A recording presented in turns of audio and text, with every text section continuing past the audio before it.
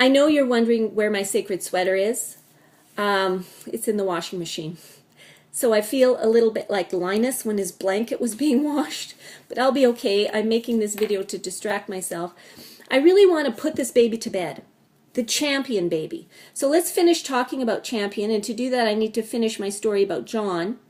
So I had sent a series of love notes to John anonymously, and been very James Bond about it by putting them in his coat pocket.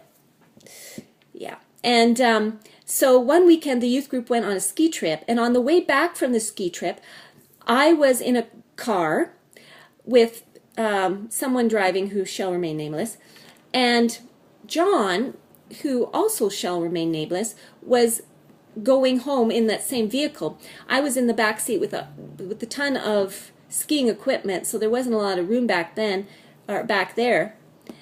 The front seat was free, but when John got into the car, he looked at me in the back seat, and he got into the back seat with me and all the ski equipment.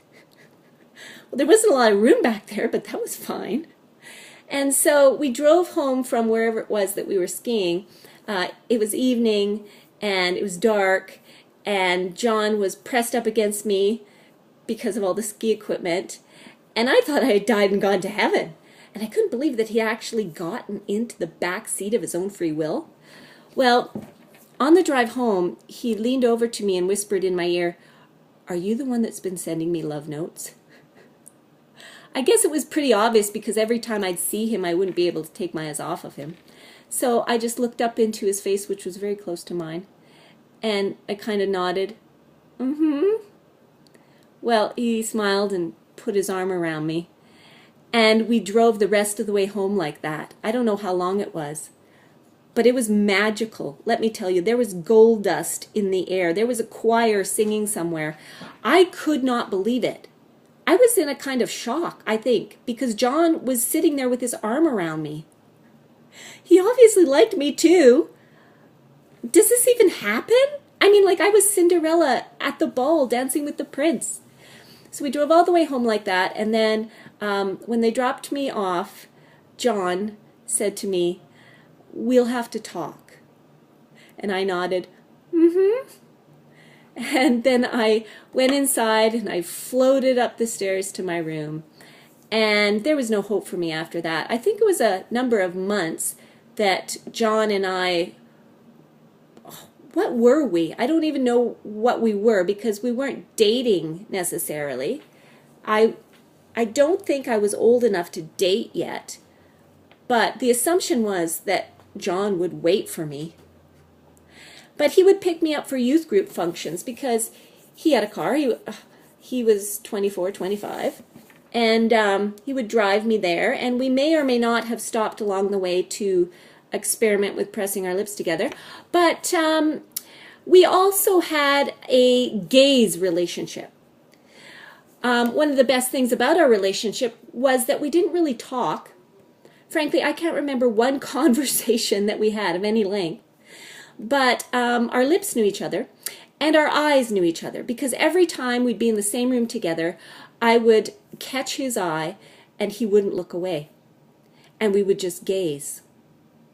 And I can't explain to you how that felt. That was the cocaine of feelings. I couldn't get enough of that. I could have stared into that man's eyes forever. Anyway, it was wonderful, but it didn't last long. Maybe it was only a few months, I'm not sure. But I heard later that one of John's good friends had a talk with him and basically said, "Are you crazy? This girl is, 15 years old or 16 or however old I was." And so I guess John took that to heart and decided that maybe I was a little too young and he didn't really want to wait for me. So then he just stopped meeting my gaze. We'd be, in church or somewhere in the same room, and I'd try and catch his eye, and he would just completely avoid looking at me. The cocaine was gone, people. And I was so devastated. I can't explain to you how devastated I was. I remember going into the basement of the church and bawling my eyes out to the point where every part of me hurt because I'd been crying so hard and so long, and there wasn't any liquid left in my body. And then I wandered back home and just fell into the depths of despair. Well, that's the end of the story about John. Thank goodness we didn't end up together, because I would have made him the worst wife in the world. Honestly, he was a farmer. Can you imagine me as a farmer's wife? Oh, the poor guy. Anyway, it wasn't meant to be, and God protected him and me from that. But I also don't want to give the impression that Mr. Blair and John were like the only guys that I ever liked. Because trust me, there were a plethora of guys that I was in love with. From camp, from school. I was in love with a 10-year-old boy in our school for a while. So it wasn't just older men that I liked. Anyone was eligible. And but Mr. Blair and John just kind of shine the brightest, so I wanted to tell you about them. So that basically closes the chapter on Champion. I spent all of my high school years in Champion, graduated, and didn't want to leave home, so I took an extra year of school at Hope Christian School and took some college prep courses, and but decided eventually that what I really wanted to do was pursue missions. I was interested in the Jewish people and all things Israel, and so I wanted to train to be a missionary to the Jews. And next time I'll tell you about how I went about doing that.